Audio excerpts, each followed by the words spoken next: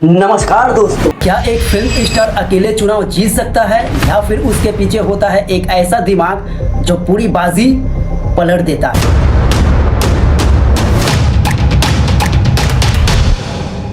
तमिलनाडु में जो हुआ वो सिर्फ एक जीत नहीं है, ये है स्टार पावर और स्ट्रेटेजी का एक खतरनाक कॉम्बिनेशन। एक तरफ जनता का चहेता चेहरा और दूसरी तरफ चुनावी गेम का मास्टरमाइंड प्रशांत किशोर। तो सवाल ये है, क्या ये जीत विजय की या फिर पर्दे के पीछे बैठा उस शख्स की जिसने पूरी कहानी लिखी।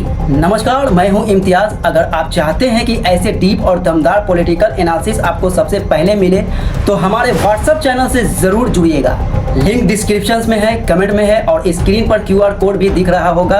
अभी जुड़िए और हमारे साथ बने रहिए। तमिलनाडु का ये चुनाव सिर्फ रिजल्ट नहीं है, ये एक पॉलिटिकल भूकंप है।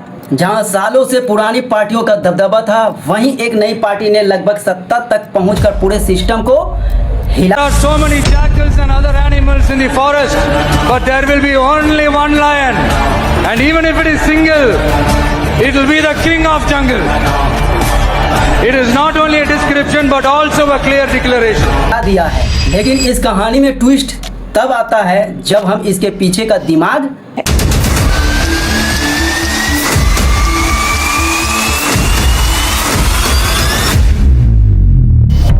देखते हैं। यहाँ एंट्री होती है प्रशांत किशोर की, एक ऐसा नाम जो खुद चुनाव नहीं लड़ता लेकिन चुनाव जिता देता है। वो भी बिना शोर के, बिना मंच पर आए। लेकिन इस बार उनका रोल सिर्फ सलाहकार का नहीं था बल्कि पूरा राजनीति का आर्किटेक्ट का था। प्रशांत किशोर ने इस चुनाव को भीड़ से नहीं, डेटा से जीता है। हर गांव का सर्वे, हर वोटर की profile, booth level micro planning, किस इलाके में क्या मुद्दा चलेगा, किस वर्ग को क्या चाहिए, सब कुछ पहले से तय था। यानी चुनाव मैदान से उतरने से पहले ही आधा खेल जीत लिया गया था। अब सोचो, एक तरफ विजय जैसा सुपरस्टार जिसके पास करोड़ों फैन हैं और दूसरी तरफ प्रशांत किशोर जो उन फैंस को वोट में बदलना जानते हैं। यही वो कॉम्बिनेशन जिसने इस चुनाव को खास बना दिया है। स्टार ने भीड़ लाई और राजनीतिकार ने उसे वोट में बदल दी। अब आते हैं उस हथियार पर जिसने इस चुनाव को और मजबूत किया। लेकिन यहाँ भी सवाल उठता है, क्या ये सिर्फ पॉपुलिज्म था या फिर एक सोची समझी राजनीति। अब आते हैं उस हथियार पर जिसने इस चुनाव को और मजबूत किया, फ्री वाले वादे। लेकिन ये सिर्फ वादे नहीं थे, ये सीधे जनता के दिल पर असर करने वाले स्ट्रेटेजी था। बहन बेटियों को शादी में 8 ग्राम सोने देने का वादा, युवाओं को हर महीना 4000 रुपये बेरोजगारी भत्ता, महिलाओं को सरकारी बसों में मुफ्त यात्रा, क्लास 1 से 12 तक के बच्चों को 15,000 रुपये तक की मदद हर फैमिली को, साल में 6 LPG सिलेंडर मुफ्त में और 60 साल तक की गरीब महिलाओं को हर महीना 2500 रुपये की सहायता। क्योंकि जब जनता को सीधा फायदा दिखता तो वो तुरंत कनेक्ट करती है।